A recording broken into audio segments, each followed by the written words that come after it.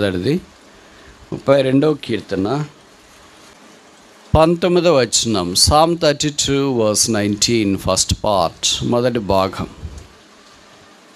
నీ యందు భయభక్తులు గల వారి నిమిత్తము నీవు దాచించిన మేలు ఎంతో గొప్పది. మనం ఆలోచించే మాట ఏంటి? నిమిత్తము, నిమిత్తము, నిమిత్తము. ఇక రాయబడిన మాట నీ యందు భయభక్తులు గల వారి నిమిత్తం అంటే దేవుడు ఏదైనా చేయటానికి ఆయన ఎంత భయభక్తులు కలిగిన వాళ్ళు ఎవళ్ళా అని చూస్తున్నాడు. 32వ కీర్తన మన్నించండి, 31వ కీర్తన 19వ వచనం. 31:19 నీ యందు భయభక్తులు గల వారి నిమిత్తము నువ్వు దాచించిన మేలు. కనుక నిమిత్తం అన్న దగ్గర మనకు మేలు కూడా కనిపిస్తూనే ఉంది. ఇక్కడ 122:9 కూడా మన దేవుడైన యెహోవా మందిరము నిమిత్తము నేను నీకు మేలు, నేను మీకు, నేను మనందరికీ మేలు చేయ ప్రయత్నించేదను. కనుక ప్రభువారు మేలు చేయటం ఎంత ఇష్టపడేవాడు. ఆయన మేలు చూస్తూనే వచ్చినాడు. ఆయన కీడు చేయటం అసంభవం. ఆయనలో మేలు మాత్రమే కనిపిస్తుంది. కనుక మొదటిది నీ యందు భయభక్తులు కలిగిన వారి నిమిత్తం. ఎవరు ఆయన యందు భయభక్తులు కలిగి ఉన్నారు? మీకు బాగా పరిచయం అనుకుంటా. ఈ పద్య భాగంలో అంటే బైబిల్లోని పద్య భాగమైన యోబు గ్రంథం, కీర్తనలు, ప్రసంగి లేదా సామెతలు, ప్రసంగి, పరమగీతాల్లో, ముఖ్యంగా మొదటి 3-4 పుస్తకాల్లో, ఇంకా బాగా చెప్పాలంటే సామెతల్లో యెహోవా యందు భయభక్తుల గురించిన ప్రస్తావన ఎక్కువసార్లే మనకు కనిపిస్తుంది. దేవుని యందు భయభక్తులు కలిగి ఉండట జ్ఞానమునకు మూలము అని కూడా వాక్యంలో చెప్పబడింది. భయభక్తులు కలిగి ఉండడం అంటే ఏంటి? దేన్ని మనం భయభక్తులు కలిగిన వారినిగా ఎంచుతాం? భయం కొన్నిసార్లు ఉంటుంది, భక్తి కొన్నిసార్లు ఉంటుంది. రెండోడం చాలా తక్కువ. కానీ నేను నిన్న చెప్పినట్లు తెలుగు బైబిల్లో ఈ చక్కటి మాట పొందపరిచింది. ఇంగ్లీష్ బైబిల్ ఒకే పదం ఉంది, they that fear in the lord, Jehovah యందు భయం గలవారు అని ఇంగ్లీష్ బైబిల్ ప్రకారం. తెలుగు బైబిల్లో భక్తి కూడా కలపబడింది. కనుక భయం ఉన్న దగ్గర భక్తి ఉండాలా, భక్తి ఉన్న దగ్గర భయం కూడా ఉండాలా. మనకి చాలా సందర్భాల్లో భయం ఉండదు కానీ భక్తి ఉంటుంది. అదేమంటే ఆదివారం భక్తి, బైబిల్ భక్తి కాదు. భక్తి ఏమనగా అని యాకోబులో రాశాడు. కనుక భక్తికి నిర్వచనాలు బైబిల్లో ఉన్నాయి. ఆ భక్తి ఉండదు అనుకో మనకి. మన భక్తి అంటే ఏమనుకుంటామంటే దేవుని సన్నిధిలో ఉంటే వినయ భయభక్తులతో మనం ఉండడమే, నమ్మకంగా ఉండడమే, యథార్థంగా ఉండడమే, వాస్తవంగా ఉండడమే, ఇదే మనం భక్తి అని తలస్తాం. కానీ నిజమైన భక్తి వేరే. లోకం చేసే భక్తి కాదు, భౌతికమైన వాళ్ళు చేసే భక్తి కాదు. ఇది దైవభక్తి. అందుకే సంతుష్టి సహితమైన దైవభక్తి గొప్ప లాభసాధకమని వాక్యంలో చెప్పబడింది. ఆ దైవికమైన భక్తి అనుభవంలోనికి మనం వచ్చుట చాలా ప్రాముఖ్యం. ఈ భయము లేని కారణం చేత మనుషులు దేవునికి ఎదురు లేదా తిరుగుబాటు చేసే అనుభవంలోనికి వచ్చినారు. అందుకే వారికి భయం కూడా ఉంటే తిరుగుబాటు చేయడం అనేది జరగదు. ఎప్పుడో మనం ఎవరికి భయపడతామో వారి మీద సాధారణంగా మనం తిరుగుబాటు చేయం. ఎవరికి భయపడమో వారి మీద తిరుగుబాటు చేస్తుంటాం. దేవుని మీద భయం అనేది మొదటి మనకు సిలువ దగ్గర ఆరంభం అవుతుంది. లూకాసు వార్త, gospel according to doctor Luke, chapter 23. లూకాసు వార్త 23వ అధ్యాయం 40వ వచనం. లూకా 23:40. అయితే రెండోవాడు వాడిని గద్దించి, నీవు అదే శిక్షా విధిలో ఉన్నావు గనుక దేవునికి భయపడవా. Dost thou not fear God. కనుక దేవుని భయం అనేది సిలువ దగ్గర ఆరంభం అవుతుంది. ఈ మాట దొంగ నోట్లో నుండే వచ్చింది. ఇది ప్రభు చెప్పిన మాట కాదు, కుడివైపున ఉన్న దొంగ చెప్పిన మాట. మామూలుగా దొంగలకి ఈ పదం అంటే అసలు నమ్మకమే ఉండదు. ఏ పదం? భయం అనే పదం. భయం అంటే వాళ్ళు దొంగతనానికి రారు. చీకటి అంటే భయం ఉండదు, పోలీసులు అన్నా భయం ఉండదు, లా అంటే భయం ఉండదు, జైలు అంటే భయం ఉండదు, దయ్యాలంటే భయం ఉండదు, పాములు తేళ్ళు అంటే భయం ఉండదు, చీకటి అంటే భయం ఉండదు. ఏమైనా వాళ్ళకి భయం అనేది కనపడదు. విచిత్రం ఏంటంటే అలాంటి వాడికి సిలువ దగ్గర భయం వేసింది మొదటిసారి. ఎక్కడ భయపడినవాడు సిలువ దగ్గర భయపడుతున్నాడు. అందుకే దేవుని భయాన్ని గురించి మాట్లాడినట్లు మనకు అర్థమవుతుంది. Dost thou not fear God. నీవు దేవునికి భయపడవా. కుడివైపున ఉన్న దొంగ దేవునికి భయపడి, యేసు నీవు నీ రాజ్యంతో వచ్చినప్పుడు నన్ను జ్ఞాపకం ఉంచుకో అని ప్రార్థన చేసినాడు. ప్రభు ఆయన స్వీకరించినాడు. ఎడం వైపున ఉన్న దొంగ అలాంటి ప్రార్థన చేయలేకపోయాడు. అందుకే దేవుడు సిద్ధపరిచిన ఆ పరదేశంలోనికి ప్రవేశించలేకపోయాడు. చాలా ఆశ్చర్యకరమైన సంగతి ఏంటంటే, కొంతమంది యేసు ప్రభు భూమి మీద ఉన్నప్పుడు ఆయన స్వతహాగా చూచినారు, సొంతంగా ఆయన మాటలు విన్నారు, ఆయనతో మాట్లాడినారు. ఆయన వారికి అందుబాటులోనే ఉన్నాడు. కానీ వారు రక్షణ పొందలేకపోయారు. అది చాలా బాధాకరమైన సంగతి. యేసు ప్రభువుకు అంత దగ్గరలో ఉండి ఆయనతో మాట్లాడి ఆయన గురించి పరిచయం అయ్యింది, ఆయన ఎరగకుండా ఆయన దగ్గర దైవ సాన్నిధ్యాన్ని అనుభవించకుండా ఈ లోకాన్ని వారు విడిచిపోయారు. అలాంటి వారిలో ఆఖరి వాడు ఎడమవైపునున్న దొంగ. ఒకవేళ క్రీస్తు ధవళ సింహాసనం మీదట ఆ ఎడమవైపునున్న దొంగ నిలబడితే ప్రశ్నలు ఎలాగుంటాయి? నువ్వెందుకు రక్షించబడలేదు? యేసు ప్రభు ఎవరో నాకు తెలియదండి అని చెప్పడానికి లేదు. సువార్త నాకు తెలియదండి, ఆయన నాకు పరిచయం లేదండి అని చెప్పడానికి కూడా లేదు. ఎందుకంటే యేసుప్రభు ఆయన ఎదురుగున్నాడు. యేసుప్రభు ఆయనతో మాట్లాడుతూ వచ్చినాడు. యేసుప్రభు మాటలు ఆయన ఇంటూనే వచ్చినాడు.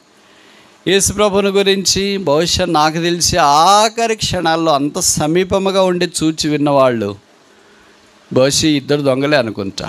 ఒకళ్ళు స్పందించినారు, ఒకళ్ళు స్పందించలేదు. మరలా జ్ఞాపం చేస్తున్నాం, ఆన్లైన్లో ఉన్నా ఆఫ్లైన్లో ఉన్నా మీరు ఎవరైనా సరే, క్రైస్తవ జీవితానికి మొదటిది సిలువ. అక్కడే దైవ భయం ఆరంభం అవుతుంది. Where there is no cross, there is no fear of God. సిలువ లేకపోతే దైవ భయం లేదు. కొంతమంది చెప్తుంటారు కదా, దేవుడు అంటే నాకు చాలా భయం అని. ఎందుకు భయమో తెలుసా? ఏమైనా కీడు జరుగుతుందేమో అని. ఆ భయం కానీ దైవ భయం కాదు. కనుక యేసు పాపల రక్షకుడు. పాపల కొరకే భూమి మీదకి దిగి వచ్చినాడు. పాపముగా చేయబట్టడానికి ఇష్టపడ్డాడు. శిలువ మీదకి వెళ్ళాడు. ఆయన ముఖమంతా ఉమ్మి వేయించుకోవటానికి ఇష్టపడ్డాడు. ఆయన వెంట్రుకలు వీకించుకున్నాడు. ఆయన గుద్దినారు, అవమానపరిచినారు, వస్త్రం తీసివేసినారు, ఆయన కోడాలతో కొట్టారు, రక్తము ప్రవహించింది. ఆయన చనిపోయి సమాధి చేయబడి తిరిగి లేపబడ్డాడు. యేసు రక్తం ప్రతి పాపం నుండి మనల్ని కడిగి పవిత్రులుగా చేస్తుంది. ఇంకా ఎవరైనా యేసుని అంగీకరించుకున్నా ఉంటే, పాపక్షమాపణ మారుమనసు పొందుకున్నా ఉంటే, ప్రభువైన యేసునందు విశ్వాసం ఉంచుము. అప్పుడు మీరును మీ ఇంటి వారిను రక్షణ పొందెదరు. అక్కడ దైవ భయం ఆరంభం అవుతుంది. భయభక్తులు గల వారి నిమిత్తము దేవుడు మేలు చేయటానికి, మేలు సామాన్యమైన మేలు కాదు, ఎంతో గొప్ప మేలు చేయటానికి ఆయన ఇష్టపడుతున్నాడు. అది నీకు ఇష్టమా? ఆ యేసుని అంగీకరిస్తావా? ఆయన మేలు చేయించు భూమి మీద జీవించిన యేసు ప్రభు అందరికి ఉపకారి అని బైబిల్లో చెప్పబడింది. రోమా 8:28 ప్రకారం దేవుని ప్రేమించు వారికి అనగా ఆయన సంకల్పం చొప్పున పిలువబడిన వారికి సమస్తము మేలు కొరకై, సమస్తము మేలు, దేవుడే మేలు, మనకు చేసేవన్నీ మేలుకరంగా ఆయన చేసేవాడు అని దీన్ని బట్టి మనకు అర్థమవుతుంది. రెండోది చూస్తామా? 31వ కీర్తన 19వ వచనం. Psalm 31 verse 19 సెకండ్ పార్ట్, రెండవ భాగం. నరుల ఎదుట నిన్ను ఆశ్రయించు వారి నిమిత్తము, చాలు, నిమిత్తము నిమిత్తము అనే మాటను గురించి మనం ఆలోచించడానికి ఆరంభించున్నాం. మొదటిది ఎవరి నిమిత్తము? భయభక్తులు గల వారి నిమిత్తం. రెండవది ఎవరి నిమిత్తము? నరుల ఎదుట ఆయన ఆశ్రయించు వారి నిమిత్తం. కనుక ప్రభువును ఆశ్రయించుట, ఆశ్రయము ఎవరికి కావాలా? నిరాశ్రయులకు కావాలా? ఎవరు నిరాశ్రయులు? ఆశ్రయం లేనివాళ్ళు. ఎవరు ఆశ్రయము? యేసు ప్రభువే ఆశ్రయం. 46వ కీర్తన చెప్పబడింది, ఆయన మనకు ఆశ్రయమును దుర్గమనై ఉన్నాడు. పాత నిబంధనలో మనుషులు పొరపాట్లు పాపం చేసినప్పుడు లేదా హత్య చేసినప్పుడు వారు తప్పించబెట్టడానికి ఆశ్రయపురాలను కట్టారు. దాదాపు 6. 7 కట్టలేదేంటి? 5 కట్టలేదేంటి? 6 కట్టిన వాళ్ళకి ఒకటి ఎక్కువ అవుద్దా? మీరు మామూలుగా ఇల్లు కట్టేటప్పుడు తెలిసింటుంది కదా, చూసింటారు. ఒకళ్ళు చెప్తుంటారు, మనం ఇల్లు కడుతుంటే పక్కన వాళ్ళకి చెప్తారు, ఒకటే ఎందుకు కడతారు, పైన కూడా స్లాబ్ వేయండి. పైన స్లాబ్ వేసిన తర్వాత ఏం చేస్తారు? 2 ఎందుకు కడతారు, ఇంకో స్లాబ్ కూడా వేయండి. చెప్పేవాళ్ళు చెప్తూనే ఉంటారు. వాళ్ళ మాటలేని అంత ఇంత ధైర్యం చేసి త్యాగం చేసేవాళ్ళు ఉంటే అలాగే పోతూ ఉంటుంది. ఎక్కడో ఆరంభించి ఎక్కడో ముగిస్తారు. లక్షలు ఆరంభించి కోట్లలోకి పోవచ్చు, తక్కువగా ఆరంభించి ఎక్కువకు పోవచ్చు. కనుక ఏంటంటే చెప్పేవాళ్ళు చెప్తూనే ఉంటారు, వారి మాటలన్నీ మనము వినలేము, కొన్నిసార్లు వింటాము, నష్టంలోని కూడా జారుకుంటాం. ఒకవేళ మంచి ఉపదేశం అయితే, మంచి సలహా అయితే అది తీసుకోవాల్సిందే. అయితే కాని సలహా అయితే అది నిరాకరించవలసిందే. విచిత్రం ఏంటంటే మనకు ఉపదేశం చేసేవాళ్ళు మంచిగా చేస్తారా చెడుగా చేస్తారా అనేది మనం చేసిన తర్వాత కలిగిన ఫలితాన్ని బట్టి మనకు అర్థమవుతుంది. అయ్యో ఆ మాటని ఇలాగ అయిపోయిందా, నష్టం జరిగిందే, అయ్యో వీళ్ళ మాటినందుకు చాలా మేలు జరిగింది అని. ఇంకా అప్పుడు అయిపోయిన తర్వాత ఏం చేస్తాం? చేతులు కాలిన తర్వాత ఆకలి పట్టుకున్నట్టుగా అనిపోయి. కానీ క్రైస్తవ జీవితము అలా కాకుండా 31వ కీర్తన 19వ వచనంలో చెప్పబడినట్లు ఆయన ఆశ్రయించుట. అందుకే పాత నిబంధనలో ఆశ్రయపురాలు 6 కట్టారు. 7 ఎందుకు కట్టలేదు, 5 ఎందుకు కట్టలేదు? 6 కట్టినోడు కోడు కట్టడం ఎక్కువేం కాదు. కానీ 6 మానవ సంఖ్య, 5 కృపను జ్ఞాపం చేస్తుంది. ఆశ్రయపురం అంటే మానవ సంఖ్యగా. అందుకే ఇప్పుడు 7వ ఆశ్రయపురము కొత్త నిబంధనలో యేసుక్రీస్తు ప్రభువే. Christ is the 7th city of refuge. 6 ఆశ్రయపురాలు పాత నిబంధనలోవి. దాంట్లో మనిషి వచ్చిన తర్వాత ఎవరు తనకి కీడు చేయనందాక భద్రంగా ఉంటాడు. తను అక్కడి నుండి బయటికి వెళ్ళిపోతే ప్రాణానికి ఆయనే ఉత్తరవాది. యేసుక్రీస్తు ప్రభు అనే ఆశ్రయపురంలోకి మనం వచ్చిన తర్వాత ఆయన యుద్ధ నుండి మనం లోపలికి వెళ్ళొచ్చు, బయటికి వచ్చుచూ ఉండవచ్చు. అది బైబిల్లో రాయబడిన ప్రస్తావన. కనుక పాత నిబంధనలోని ఆశ్రయపురాలన్నీ గతించిపోయినాయి. కొత్త నిబంధనలోని ఆశ్రయపురం అని యేసుక్రీస్తు ప్రభువారు ఏకరీతిగా ఉన్నాడు. ఆయనకు ముగింపు లేదు, ఆయనకు ఆది లేదు, ఆయనకు అంతం లేదు. ఆయన ఏకరీతిగా ఉన్న దేవుడు. ఆయన ఆశ్రయించేవారు నరుల మీద కాకుండా వారి మనసు ఉన్న పద్ధతుల మీద కాకుండా వారి మనస్సు ఆశ్రయించుట అంటే దేవుని మీద నమ్మకం పెట్టుకున్న వాళ్ళు. మనకు సాధారణంగా మనుషుల మీద ఎక్కువ నమ్మకం ఉంటుంది, దేవుని మీద నమ్మకం తక్కువ ఉంటుంది. బైబిల్లో భక్తులు దేవుడి మీద ఎక్కువ నమ్మకం పెట్టుకున్నారు, మనుషుల మీద తక్కువ నమ్మకం పెట్టుకున్నారు. మనకి వాళ్ళకి తేడా అదే. ఇర్మీయా గ్రంథం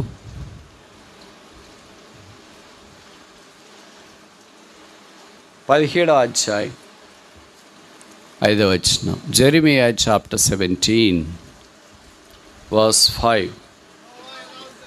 యెహోవా ఇలాగ సెలవిచ్చున్నాడు, నరులను ఆశ్రయించి శరీరులను తనకు ఆధారముగా చేసుకొనొచ్చు తన హృదయం యెహోవా మీద నుండి డాష్. మనం దేవుని ఆశ్రయించడము ఒక ఆప్షన్. అంటే ఆశ్రయిస్తే ఆశ్రయించవచ్చు, లేకపోతే లేదు అని అనుకుంటాం. కానీ ఈ వచనాల్లో చాలా కఠినంగా రాశారు. ఆశ్రయించని వాడు, ఆ పదం చూడండి ఎలాగుంది. శాపగ్రస్తులైన వాళ్ళు బైబిల్లో కొంతమంది ఉన్నారు, దాంట్లో ఆశ్రయించిన వాడు కూడా శాపగ్రస్తుడు. 1 కొరింథీ 16వ అధ్యాయం ఆఖరి వచనాల్లో చెప్పబడింది, ఎవడైనాను యెహోవాను ప్రేమించకుంటే వాడు డాష్. ఇలా కూడా ఉంటారా శాపగ్రస్తులు? 28వ అధ్యాయం ద్వితీయోపదేశకాండంలో శాపగ్రస్తులు శాపం శాపం శాపం అని ఉంది, ఆయన మాటలు వినకపోతే. కానీ ఇక్కడ కొత్త రకమైన శాపగ్రస్తులు కనిపిస్తున్నారు. ఇది రక్షణ పొందిన వారికే, ఇర్మీయా గ్రంథము ఇశ్రాయేలుకే ఉద్దేశించి రాయబడింది. కనుక ప్రభువును మనం ఆశ్రయించకుండా నరులను ఆశ్రయిస్తే ఏదో నష్టం కలుగుతుంది అనేది కాదు, ఇక్కడే రాయబడింది శాపగ్రస్తులు. ఎన్నిసార్లు ఎంతమందిమి అలాంటి శాపంలోనికి మనం వెళ్ళాం. ప్రభు మనం శపించాలని ఇష్టపడట్లేదు, కానీ మనమే ఆ శాపంలోనికి కొనిపోబడుతున్నాం. అది చాలా విషాదకరమైన సంగతి. అలాంటి వారికి 5 రకాలైన నష్టాలు ఈ వచనాల్లో ప్రస్తావించినారు. దాంట్లో మొదటిది అతడు శాపగ్రస్తుడు. రెండవది ఇర్మీయా 17వ అధ్యాయం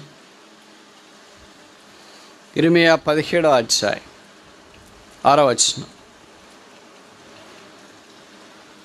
ఇర్మీయా 17వ అధ్యాయం 6వ వచనం. వాడు ఎడారిలోని అరహు వృక్షం వలె ఉండును.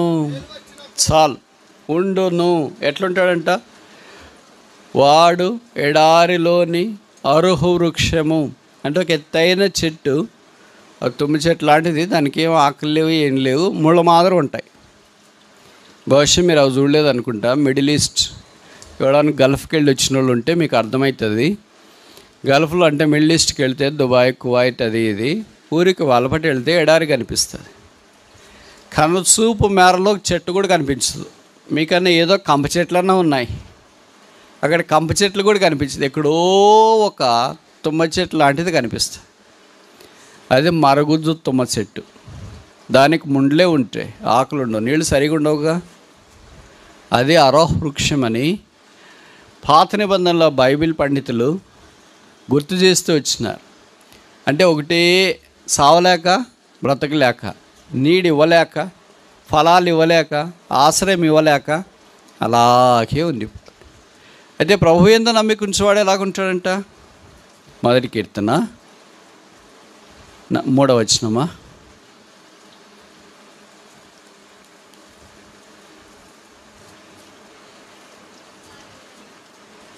చదవండి అమ్మా. అతడు నీటి కాలువల యోరును నాటబడినదై ఆకు వాడక చాలు, ఉండును ఉండును ఉండును. ఇప్పుడు ఈ 2 ఉండుంట్లో మనం దేంట్లో ఉన్నాం? కీర్తన 1:3లో ఉన్నామా? ఇర్మీయా 17:6లో ఉన్నామా? ఉండును ఉన్నాడు, పేరు మాత్రం ఉంది, బ్రతికున్నాడని, చావలేదు. కానీ ఉండేదాన్ని బట్టి అంటే ఎలాంటి స్థితిలో వాళ్ళు ఉన్నారు, ఎడారిలోని అరవృక్షం వలె ఉన్నారా, లేదా నీటి కాలువలు ఎవరన్నా నాటబడిన వాళ్ళై ఉన్నారా? ఎవరు నీటి కాలువలు ఎవరు నాటబడినారు? దేవుని వాక్యము చదివేవాళ్ళు, ధ్యానించేవాళ్ళు. అంటే అర్థం ఏంటి? వాళ్ళు దేవుని నమ్మేవాళ్ళు అని అర్థం. నమ్మితేనేగా చూద్దాం, నమ్మకపోతే ఎలాగ చూద్దాం? ఒక వార్తాపత్రికలు మనం నమ్మితేనే ఆ వార్తాపత్రికలు ఏముందో చూద్దాం. ఒక వాట్సాప్ మెసేజ్ నమ్మితేనే ఆ వాట్సాప్ మెసేజ్ ఏముందో మనం చూద్దాం. అలాగే దేవుడు అంటే నమ్మితేనే కదా దేవుని వాక్యం మనం చూద్దాం, లేకపోతే మనం చదవలేంగా. కనుక నమ్మేవారు, ఆయన్ని ఆశ్రయించేవారు, వారే దేవుని యొక్క వాక్యం మీద ఆధారపడేవారు. వారు ఎప్పుడు పచ్చగా ఉంటారు, వారు ఎప్పుడు ఇతరులకు నీడ కలిగించేటట్లు ఉంటారు. ఒక చెట్టు వేసవికాలంలో వేప చెట్టు, కానుగ చెట్టు ఇలాంటివి ఉంటే అటు దారముడిపోయే ప్రయాణికులు లేదా మార్గస్థులు, యాత్రికులు, పరదేశులు ఆ చెట్టు దగ్గరికి వచ్చి విశ్రాంతి తీసుకుంటారు. అబ్రహాము దినాల్లో 3 వ్యక్తులు ఆయన దగ్గరికి వచ్చినారు. ఆయన వారికి చెట్టును చూపించి, చెట్టు కింద కూర్చోండి, నేను మీకు భోజనం సిద్ధం చేస్తాను, చెట్టు కింద వారిని కూర్చోబెట్టాడు. అసలు మన దగ్గర ఏమైనా చెట్లు ఉన్నాయి అలాంటివి? అంటే ఆత్మీయమైన చెట్లు, అదే సిలువ అనే చెట్టు. యేసుప్రభు అనే సిలువ అనే చెట్టు మనకున్నప్పుడు దైనందిన జీవితంలో ముందుకు సాగిపోవటానికి అవకాశం ఉంటుంది. అది లేకపోతే ఎంతో నష్టం. కనుక దేవుణ్ణి ఆశ్రయించని వారు ఎడారిలోని అరవృక్షం వలె ఉందరు. 3వ నష్టం, ఇర్మియా గ్రంథం 17వ అధ్యాయం, జెరమియా చాప్టర్ 17 verse 6, 2వ భాగం, 6వ వచనం 2వ భాగం. చాలు, మేలు వచ్చినప్పుడు చూడండి, ఆశ్రయము, నమ్మిక, నిమిత్తము ఇవన్నీ మేలుతో ముడిపడి ఉన్నాయి. వాటిని మనం వేరు చేయలేం. మేలు వచ్చినప్పుడు వారు దాన్ని ఎరగరు. అంటే వారికి కృటితనం ఉంటుంది. వాళ్ళకి మేల అలాగ కనిపిస్తుందని కీడుగా కనిపిస్తుంది, వారికి వెలగ అలాగ కనిపిస్తుంది, చీకటిగా కనిపిస్తుంది, నీతి ఎలాగ కనిపిస్తుంది, దుర్నీతిగా కనిపిస్తుంది, మంచి ఎలాగ కనిపిస్తుంది, చెడ్డగా కనిపిస్తుంది, ఆత్మీయత ఎలాగ కనిపిస్తుంది, శరీరానుసారంగా కనిపిస్తుంది. వారు దాన్ని ఎరగని స్థితిలో ఉంటారు. ఇది విషాదం. కనుక ప్రభువును ఆశ్రయించకపోతే వారు శాపగ్రస్తులు. రెండోది, వాళ్ళు ఒంటరిగా ఉంటారు, సహవాసం లేకుండా ఎడారిలో, ఎవరికి దిక్కు లేకుండా, ముక్కు లేకుండా, సహాయం చేసేవారు లేకుండా. మూడవది, వారు గ్రహించని స్థితిలో ఉంటారు, వాళ్ళ కళ్ళు అంధకారంతో ఉంటాయి. నాలుగవది, కింద వరుస, ఇర్మియా గ్రంథం 17వ అధ్యాయం 6వ వచనం తర్వాత వరుస. చాలు, వాడు అడవిలో కాలిన నేల అంటే నేను మీకు చెప్పాల్సిన పని లేదు, ఎందుకంటే రోజు చూస్తూనే ఉన్నారు, మీరు కూడా నడిచిపోతున్నారు. మన పక్కన నేల ఎలా గాలిందో తెలిస్తే ఒకసారి చెప్పలు లేకుండా కాలు పెడితే తెలుస్తుంది. నేను మొట్టమొదటి మీ ప్రాంతానికి వచ్చినప్పుడు, ఇప్పుడంటే కొద్దిగా పర్లేదు, అప్పుడు ఈ ఎండలు చూసి కళ్ళు మండుతాయి. ఇక్కడే ఇంత వాతావరణం అనుకూలంగా ఉండి పైన జంబేసి నీళ్లు కొట్టి కూలర్లు పెట్టి ఫ్యాన్లు పెట్టి ఇన్ని పెడితేనే వర్షంలో తడిసినట్లు తడిసి ముద్దయితేనే ఉంటే, కొంతమంది మా ఎదురుగా కనిపిస్తూ ఉంటారు, కాళ్ళకి చెప్పులు లేకుండా నడిచిపోతూ ఉంటారు సిస్టర్స్ కూడా. అసలు మాకు ఆలోచిస్తేనే భయం వేస్తుంది. నేను కొంతమందిని అడిగా, అట్లెందుకు నడిచిపోతారు సిస్టర్స్, బ్రదర్స్, చెప్పులు వేసుకొని పోవచ్చు కదా, మాకు అలవాటే లేండి బ్రదర్ అన్నారు. అమ్మో, అలవాటు కనుక భవిష్యత్తు సరిపోయింది అనుకుంటా. ఆ అలవాటు లేని వాళ్ళకి చెప్పులు తీసేసి కింద కాలు పడితే ఎంత వేడి. అదే ఇక్కడ జ్ఞాపకం చేస్తున్నాడు, నేల మీద, వేడి నేల మీద నడిచినట్లు. మీకు అలవాటు ఏంటది కనుక మామూలుగా అనిపిస్తుంది, మాకేం అలాగే అనిపిస్తూ ఉంటుంది. చాలా తీవ్రమైన వేడి కదా. మనిషి బహుశా ప్రభుని ఎరగకుండా ఉంటే, లేదా ఆయన్ని ఆశ్రయించకుండా ఉంటే, ఆయన ద్వారా ఉపయోగం ఇతరులకి లేదు. తర్వాత ఇర్మియా గ్రంథం 17వ అధ్యాయం, నిర్జనమైన సవిటి భూమి యందు నివసించును. అసలు నిర్జనం అంటే జనమే లేరు, మొక్కలే లేవు, జంతువులే లేవు. పోనీ అది ఏమైనా భూమి ఉపయోగపడుతుందంటే లేదు. చవిటి భూమి అంటే మీలో కొంతమందికి తెలిసింటుంది, కొంతమంది రైతు కుటుంబాల నుండి వచ్చింటారు. అంటే భూమి ఉప్పు పట్టిపోద్ది, కాలు పెడితే దిగుబడిపోద్ది వర్షాకాలంలోనికి వస్తే. ఏ పంట వేసినా భూమిలో ఇంకా రాదు, దాన్ని చౌడు భూమి అని అంటారు. అక్కడ కనీసం మనం మొక్కలు వేయాలన్నా మంచి ఏమంటారు సాయిల్ బయట నుండి తీసుకొని వచ్చి అక్కడ వేసి మనం మొక్కలు వేస్తేనే వస్తుంది, లేకపోతే ఆ చౌటు నేలలో ఏమీ రావు, అంత తీవ్రంగా ఉంటుంది. అంటే person who do not trust the God is nothing but a fit for the whole health. ప్రభు యందు విశ్వాసం ఉంచని వాడు, నమ్మిక ఉంచని వాడు ఇంకెవ్వరికి పనికిరాడు, తనకు తాను కూడా పనికిరాడు. ఆహార వృక్షం ఏం పనికి వస్తుంది? ఎండిన నేల ఏం పనికి వస్తుంది? నిర్జనమైన స్థలం దేనికి పనికి వస్తుంది? ఏం పనికిరాదు కదా. అది అమ్ముతామన్నా తీసుకోరు కదా. పనికి రాకుండా పోయిన పొలం ఎలాగుంటుందో ప్రభువును ఆశ్రయించిన వారు కూడా అలాగే ఉంటారు. అందుకే యోహాను సువార్త 15వ అధ్యాయంలో 3 రకాలైన తీగలను గురించి యేసుప్రభు వారు ప్రస్తావించాడు. ప్రభు అన్నాడు, నేను ద్రాక్షవల్లి. మనం ఆ సంగతి ఏంటి ప్రభు అంటే, మీరు కూడా తీగలు కదా అని అన్నీ బాగున్నాయంటే బాగున్నాయని చెప్పడానికి లేదు. అక్కడ 3 రకాలైన తీగలు. మొదటిది ఫలించే తీగ, రెండవది పనికిరాని తీగ. అంటే అది ఏ టైపు? మన టైపేనా? తీగే కానీ పనికి రాదంట. మూడవది ఫలింపని తీగ, అది తీగ కానీ ఫలించడం లేదు. బహుశా మనం ఈ 3 రకాల తీగల్లో ఏ రకం? మొదటి రకమా, రెండో రకమా, మూడో రకమా? మన రకమే బైబిల్లో లేదా? నేను చాలాసార్లు అనుకుంటుంటాను మన రకం బైబిల్లో ఉండదని. కొద్దిగా నా రకాల్లోకి రావాలి కదా. ఫలించేది కాదు, పోనీ పనికిరాని తీగే, ఫలింపని తీగే. ఈ రెండు అలాగే ఉంటాయి చివరిదాకా అనుకోవడానికి లేదు. అక్కడ రాయబడింది, మనుషులు వాటిని ప్రోగు చేసి. మనం అదే చేస్తాం కదా. పత్తి కానీ మిరప కానీ అది ఇది అయిపోయిన తర్వాత ఏం చేస్తారు? ఎండిపోయినా కానీ వదిలేరుగా. అన్నిటిని ఏం చేస్తారు? పోగు చేసి తర్వాత చేసే పని ఏంటి? నిప్పు పెడితే కాల్చి వేస్తారు. అక్కడ బూడిది కూడా కనపడదు, ఏముందో కూడా కనిపించదు. అది చాలా విషాదకరమైన సంగతి. మన క్రైస్తవ జీవితంలో అలాంటి దుర్దశలోనికి రాకుండా, కాల్చివేయబడే స్థితిలోనికి రాకుండా మన పని నిలబడాలంటే, వెండి బంగారం వెలగల రాళ్ళవలే అగ్నికి నిలబడాలంటే, దీని నుండి తప్పించబడాలంటే ప్రభు కొరకై క్షేమాభివృద్ధికరమైనదిగా మన జీవితాల్లో ఉండాలి దేవుని యొక్క ఆశ. 2 విషయాలు వచ్చిన. మొదటిది ఏంటి? భయభక్తులు గల వారి నిమిత్తం. రెండవది ఏంటి? ఆయన ఆశ్రయించు వారి నిమిత్తం. ఇప్పుడు ముందుకు వెళ్ళక మన సంగతి ఏంటి? దేవుని మీద ఆశ్రయం ఉందా? ప్రభువా నేను నిన్ను ఆశ్రయిస్తున్నాను అనే మాట ఏమైనా మనకు కనిపిస్తుందా? లేదా ఆశ్రయించడం మర్చిపోయినామా? ఆశ్రయించడం మర్చిపోతే అది వేరే విషయమేమో, కానీ నరులను ఆశ్రయించువారు, అక్కడ ప్రభుని వాళ్ళు ఆశ్రయించడం మానేసి నరులను వారు ఆశ్రయిస్తున్నారు వాక్యంలో చెప్పబడుతూ వచ్చింది. వారికి కలిగే నష్టం అపారమని ఇప్పుడు వాక్యంలో జ్ఞాపకం చేయబడింది. అలాంటి వారి కొరకై ఆయన మేలు చేయలేడు, ఏ మేలు ఎత్తిపెట్టలేడు, ఏ మేలు దాచిపెట్టలేడు. మూడోది చూస్తామా? కీర్తనలు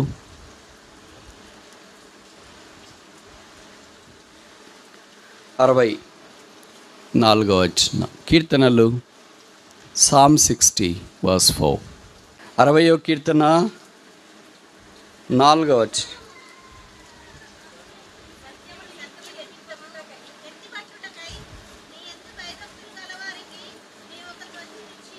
చాలమ్మా. సత్యము నిమిత్తము. మనం ఆలోచించే మాట నిమిత్తము, నిమిత్తము, నిమిత్తము. మూడవది ఏంటంటే సత్యము నిమిత్తము. ఎత్తిపట్టుటకై నీ అంత భయభక్తులు గలవారి కొరకు నీ ఒక ధ్వజము ఇచ్చు. ఇక్కడ కూడా మళ్ళీ భయము భక్తి కనిపిస్తుంది. అంటే మన క్రైస్తవ జీవితంతో ఇది ముడిపడి ఉంది. ఇది మనం కాదనుకోలేము, నేను అంత భక్తిగా లేను అనుకోలేము. సత్యము, యేసు ప్రభువే సత్యము. యోహాను సువార్త 14వ అధ్యాయం 6వ వచనంలో యేసు ప్రభు అన్నాడు, నేనే మార్గము, సత్యం. యోహాను సువార్త 17:17 చెప్పబడింది, sanctify us in thy truth, for thy word is truth. నీ వాక్యం సత్యం గనక నీ వాక్యమందు మమ్మను ప్రతిష్ఠించుము. యోహాను సువార్తలో రాయబడింది, సత్యస్వరూపి అయిన ఆత్మ. అలాగే తిమోతి పత్రికలో చెప్పబడింది, సత్యము నాకు సంఘము, లేదా సంఘము సత్యము ఇవన్నీ స్తంభాల వలె కనిపిస్తున్నాయి. కనుక ప్రభు సత్యమును గురించి సాక్ష్యం ఇవ్వటానికి పుట్టినాడు. మీ అందరికీ తెలుసు అనుకుంటా, యేసు ప్రభు వారు శిలువ దగ్గర ఇంకా ఇళ్ళకు మునుపు తీర్పు తీర్చబడేటప్పుడు పిలాతు దగ్గర నిలబడితే పిలాతు ఒక ప్రశ్న వేసినాడు. బహుశా నాకు తెలిసి బైబిల్లో చాలా బలమైన ప్రశ్న అనుకుంటా. What is truth? సత్యం అనగా ఏమి? సత్యం అనే పదం తెలియకుండా అంత పెద్ద అధికారి ఎలాగయ్యాడు? Most influential officer in the Roman government, but he doesn't know what is truth. సత్యం అంటే ఏమో తెలియదు, కానీ పెద్ద అధికారి. ఎంత పెద్ద అధికారి అంటే యేసు ప్రభువునే శిలువకు అప్పగించేంత అధికారి. అది కూడా పగలు కాదు, రాత్రి. మీరు ఎప్పుడైనా రాత్రి తీర్పులు జరిగేది చూసినారా? చాలా అరుదుగా జరుగుతాయి కోర్టులో రాత్రి తీర్పులు. ఏదో సుప్రీంకోర్టు అలాంటి దాంట్లో మానశిక్ష పడిన వాళ్ళకి ఏదైనా తప్పించాలని అనుకుంటే బహుశా అరుదుగా రాత్రి కోర్టులు పనిచేస్తాయి. కానీ ఈ కోర్టు గురువారం రాత్రి పనిచేసింది. ఒకే ఒక నేరారోపణ చేయబడిన వ్యక్తి, ఆయన నేరస్తుడు కాదు, అయితే నేరారోపణ చేశారు. ఏంటి? శుక్రవారం కోర్టు ఎలాగో తెలిసింటారు కదా, ఆ రోజు చేయొచ్చుగా. ఆ రోజులోకి ఏం మారుతారో అని రాత్రికి రాత్రే గడిబిడి చేసేసారు. ఇప్పుడు జరిగింది ఏంటంటే, యేసు ప్రభువుని నిలబెట్టి పిలాతు దగ్గర ఈయన్ను సిలువేయండి అని ఇశ్రాయేల్ కేకలేస్తే, లేదా యూదులు కేకలేస్తుంటే పిలాతు అన్నాడు, వాట్ ఈజ్ ట్రూత్? సత్యం అనగా ఏంటి? సత్యం తెలియకుండానే సత్యవంతుడైన వానికి అసత్యంగా న్యాయ తీర్పు ఇవ్వడానికి న్యాయస్థానం ఆ దినాన ఒడికట్టింది. యేసుప్రభే సత్యమని ఎరిగి యేసుప్రభుని అంగీకరించడంలో బహుశా విఫలమయ్యాడు అనుకుంటా. సత్యమైన వ్యక్తిని ఎదురుగు పెట్టుకొని సత్యం అనగా ఏంటి అని అంటే ఎంత అమాయకంగా అనిపిస్తుంది కదా ఈ మాట.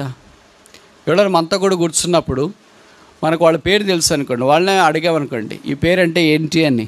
వీళ్ళు తెలిసి అడుగుతున్నారా, తెలియక అడుగుతున్నారా, లేదా వెటకారంగా అడుగుతున్నారా? వెటకారం కాదు, ఆయనకు తెలియట్లేదు. అది వాట్ ఈజ్ ట్రూ, సత్యం అంటే తెలియట్లేదు. యేసుప్రభు ఆ సత్యమని అంగీకరించలేకపోతున్నాడు, గుర్తుపట్టలేకపోతున్నాడు, గ్రహించలేకపోతున్నాడు. ఆ సత్యము నిమిత్తము నీవు ఒక ధ్వజం అంటే బ్యానర్, జెండా. మీకు తెలుసు కదా, ఎలక్షన్లు వచ్చినప్పుడు అన్ని పార్టీల ఊర్లో జెండాలు కడతారు. అప్పుడు ఎవరైనా కట్టవచ్చు. ఏంటి, ఏ జెండాన పెట్టుకోవచ్చు, ఏ కారు, ఏ సైకిల్, ఎక్కడికైనా పెట్టుకోవచ్చు. సరే, ఎలక్షన్లు అయిపోయినాయి, పోలింగ్ అయిపోయింది. తర్వాత కౌంటింగ్ జరిగింది. కౌంటింగ్ జరిగిన తర్వాత ఎవరో ఒక పార్టీ గెలిచినాడు, లేదా ఒక నాయకుడు గెలిచినాడు. ఆ గెలిచిన తర్వాత రెండో రోజు మూడో రోజు మీరు ఊర్లో వెళ్తూ ఉంటే ఇంతకుముందు ఎలక్షన్ అప్పుడు కట్టిన జెండాలు, బ్యానర్లు అన్నీ కనిపిస్తాయా, కనిపించవా? చెప్పండి అమ్మా, కనిపిస్తాయి, కనిపించవా? ఎవరు కనిపిస్తాయి? మరి ఎవరు గెలిచినారో ఆయనే కనిపిస్తాయి.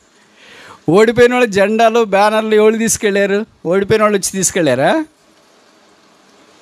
రాత్రి వాళ్ళు వచ్చి ఇంకెందుకులే మేము ఓడిపోయాం కదా, ఇది కూడా నష్టం ఎందుకు, తీసుకెళ్దామని తీసుకెళ్ళారా? ఎవరు తీసుకెళ్ళారు మరి వాటిని? ఎవరైనా తీసేయమని, పోనీ గెలిచిన వాళ్ళు వచ్చి రే మనం గెలిచేసామో మన జెండాలు మాత్రం ఉంచేసి మిగతా వాళ్ళ జెండాలు అన్నీ తీసేయడం అని చెప్తారా? వాళ్ళకి చెప్పడానికి కూడా అప్పుడు టైం ఉండదు. ఎందుకంటే వాళ్ళు అంత ఎగ్జైట్మెంట్లో ఉంటారు, అంత సంతోషం, అంత థ్రిల్ దాంట్లో ఉంటారు. అసలు వాళ్ళు దీని గురించి, జెండాల గురించి ఆలోచించరు. వాటంతటవే అదృశ్యమైపోతాయి. ఎవరు గెలిచినారో వాటి జెండా నిలబడుతుంది. కానీ ఇక్కడ సత్యమైన జెండా మాత్రమే నిలబడింది. ఆ జెండానే యేసుప్రభు అనే ధ్వజం. అదే మనకు తెలుసు కదా, పరమగీతం 2వ అధ్యాయంలో చెప్పబడింది, అతడు నన్ను విందుశాలకు తోడుకొని పోయాను, నా మీద ప్రేమను ధ్వజముగా ఎత్తాను. Is banner over me was is love. బ్యానర్లు కడతారు కదా, ఇక్కడ కూడా బ్యానర్లు కట్టింటారు. దేనికంటే ఇప్పుడు బ్యానర్ కడుతుంటారు. మొదట్లో పెళ్లి కొడుకు పెళ్లి కూతురు పెళ్ళి అయ్యేటప్పుడు వాళ్ళు బ్యానర్లు పెట్టేవాళ్ళు. ఎందుకంటే దారంబడి వచ్చే వాళ్ళకి ఎవరి పెళ్ళి తెలియదు, చాలా పెళ్ళిళ్ళు ఉంటాయి. బహుశా మీకు ఇది తెలియదు అనుకుంటా, మా ఊర్లో చాలా జరుగుతున్నాయి. మండపాలు ఉంటాయి, యూత్లోకి 5 యూత్లోకి 5. ఏదో మండపం పేరు ఇస్తారు, 1 2 3 4 అని. మనకు బహుశా మనకు తెలిసిన వాళ్ళు ఉంటారు. 1 2 3 4 అంటే పోతుంటే మస్తు సముద్రమాదిరి మనుషులు ఉంటారు. ఎవరి పెళ్ళి ఎక్కడ జరుగుతుందో తెలియదు. అందుకనే బయట బ్యానర్లు పెట్టింటారు, పలానా వారు పలానా వారితో పలానా పెళ్ళి అని. ఓహో, మనకు సంబంధించిన పెళ్ళి దీంట్లో జరుగుతుంది అనుకుని మనం దాంట్లో వెళ్ళటానికి. అలాగూ పెళ్లి చేసుకునే పెళ్లి కొడుకు పెళ్లి కూతురు సంబంధించి బ్యానర్లు పెట్టేవాళ్ళు. ఇప్పుడు ఏమైందంటే చనిపోయిన వాళ్ళకి జ్ఞాపకార్థ కూడికలకు కూడా బ్యానర్ పెడుతున్నారు. అన్ని బ్యానర్లు వచ్చేసినాయి. బ్యానర్ అంటే బహుశా ఇలాగ రాసేదే అని మనం అనుకుంటాం, కానీ బైబిల్ ఏం చెప్తుంది? ధ్వజం. ఎప్పుడు మన జెండా కిందికి తిప్పుకొని మన దగ్గరే మన ఇంట్లోనే మనం పెట్టుకోం. జెండా ఎప్పుడు అందరికి కనబడేటట్టు పెడతాం. ఇంటి పైన కానీ, వాహనం పైన కానీ, వ్యక్తుల పైన కానీ. జెండా పైన పెట్టుకొని పరిగెత్తుంటారు, కానీ జెండా కింద పెట్టుకొని పరిగెత్తుంటారే వాళ్ళని పిల్లలు. ఎవరు అలాగ సాధారణంగా చేయరు. కనుక సత్యం ఎలాగుంటుందంటే పైన it is taller than all the లై.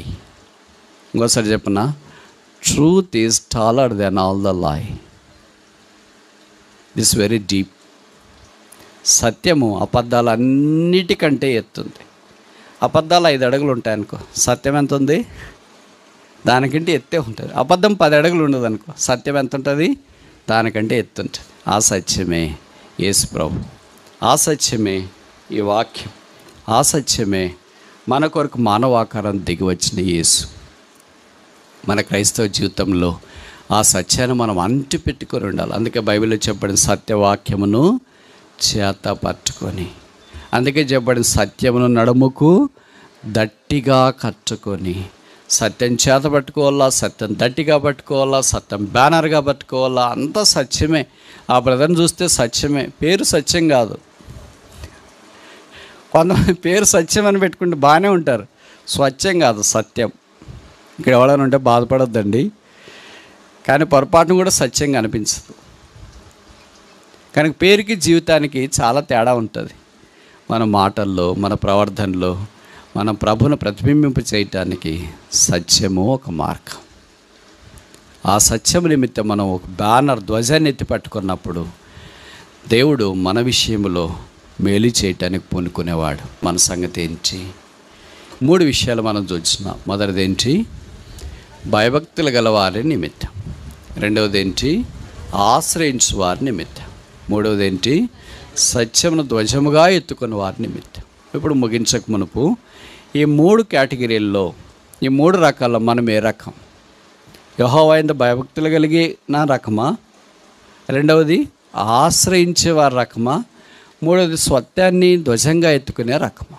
ఈ 3 కాకపోతే ప్రభువా నేను ఈ 3ట్లో ఉండనట్లు చేయండి, నేను నీ యందు భయభక్తులు కలిగి ఉండనట్లు చేయండి, నిన్ను ఆశ్రయించినట్లు చేయండి, నీ సత్యాన్ని ధ్వజముగా ఎత్తుకున్నట్లు చేయండి. అప్పుడు యేసుక్రీస్తు ప్రభు అనే నామాన్ని మనం గళమెత్తి చాటడానికి అవకాశం ఉంది.